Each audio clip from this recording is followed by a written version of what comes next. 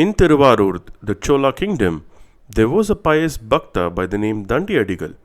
He was born blind, but he always repeated the Panchaksharam, Om Namah Shivaya, and visualized the Lord with his inner eyes.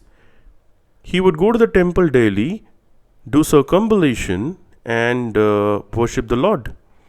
There was a tank on the western side of the temple which was surrounded by Jain dwellings. Dandedigal wanted to extend the area of the tank, but how could he? A man who was born blind, but with determination and a complete faith in the Lord, he decided to do it. He erected a post inside the temple where it was to be dug and tied a rope to it. The other end of the rope was tied to the other post which was fixed on the bank. Then, guided by the rope, he would go to where the digging had been done or had to be done. He would dig with a spade, collect the earth in a basket, and again, with the help of a rope, he would go back to the bank and throw the sand away rather. The Jains were watching the blind man's miracle. They were jealous of his achievements, so they wanted to disturb his faith. They put forth a cunning plan or an argument. You are blind and you just can't see. While digging, you are killing many insects, which is a great sin. So give up this foolish act. The Nayanar explained to them that it is his sacred work which was highly pleasing to the Lord, and by the grace of the Lord, he would be very sure that not even a single insect would be injured. He went on to continue his work. The Jain were insulting his behavior now. You are born blind, but you are deaf now. You are not even listening to a great council like us. The Nayanar replied, O ignorant people, what do you know of the Lord glories? To me he is a sole refuge. I live only to serve him. Do not mock at his grace. And by his grace, if I regain my eyesight and you lost yours, what will you really do? This reply annoyed them. They snatched the spade and the basket from his hands. With a broken heart, Nandi Adigal went to the temple and expressed his grievances to the Lord. The Lord appeared in his dream that night and assured him of his help. He also appeared before the king in his dream and asked him to address the grievances of the Nayanar. The king summoned the Jains.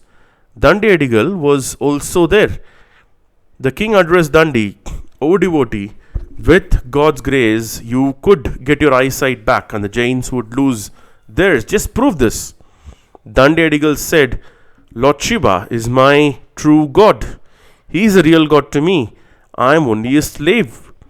And if it is true, let me regain my eyesight and let the Jains lose theirs. Then he uttered the Panchaksharam, Om Namah Shivaya, and went into the tank. When he came out, his eyesight was restored. At the same time, all the Jains lost their eyesight. All of them were amazed. The king banished the Jains from the kingdom and restored the people's faith in the Lord. Dandi Adigal attained God realization. The story of the next Nayanar, his name is Murkha Nayanar.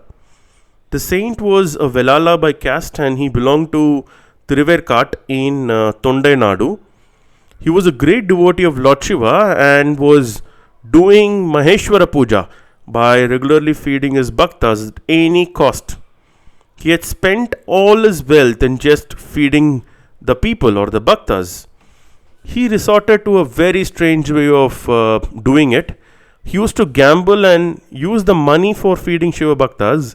He went away from his village in search of gamblers. He would not spare anybody. If somebody refused to gamble with him, he would resort to violence. So the name Murkha Nayanar, which means wicked Nayanar in literal sense. But he would never utilize the money for his own expense or pleasure. It was all for the Shiva Bhaktis or Bhaktas rather. So the Lord showered his blessings on him. This is an extraordinary illustration of the nature of supreme devotion or Paramatma Bhakti. It is its own law. The devotee knows nothing but God and is actually oblivious of the world and its manners. He lives in God, for God, and he is of God. At such a stage, God Himself takes charge of him. The completeness of surrender is severely tested before this.